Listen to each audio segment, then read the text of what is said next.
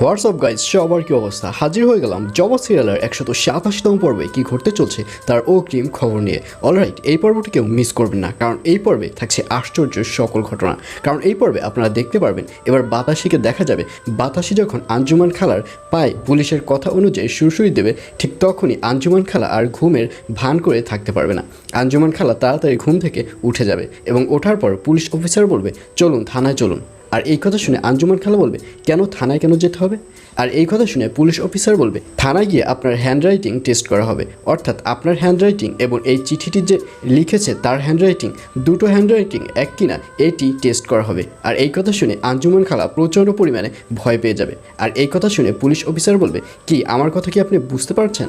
তখন আঞ্জুমান খালাকে দেখা যাবে সে ভয় আর কোনো কথা বলতে পারবে না, এবং তখন পুলিশ অফিসার একদম ওভারশিওর হয়ে যাবে যে এই কাজটি আর অন্য কেউই করে নাই, এই কাজটি করলে এই আঞ্জুমান খালাই করেছে। আর এই কথা শুনে জবা বলবে, কি বলছেন? তাহলে আপনি বলতে চাচ্ছেন যে এই চিঠিটি আঞ্জুমান খালা লিখেছে? আর এই কথা শুনে পুলিশ অফিসার বলবে, হ্যাঁ, আমার সেটাই মনে হচ্ছে। আর অন্যদিকে এবার মিজান সাহেবের বাবাকে দেখা যাবে। মিজান সাহেবের বাবা মিজান সাহেবের রুমে গিয়ে বলবে, শোন, তুই আজকে যে কথাগুলো বলেছিস একটা কথাও ঠিক বলিসনি।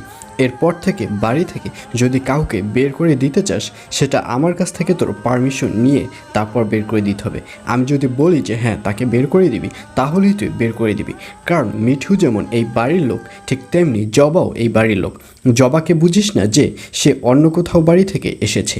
মিঠুর যতটুকু এই বাড়িতে অধিকার রয়েছে, জবারও ঠিক ততটুকুই অধিকার রয়েছে।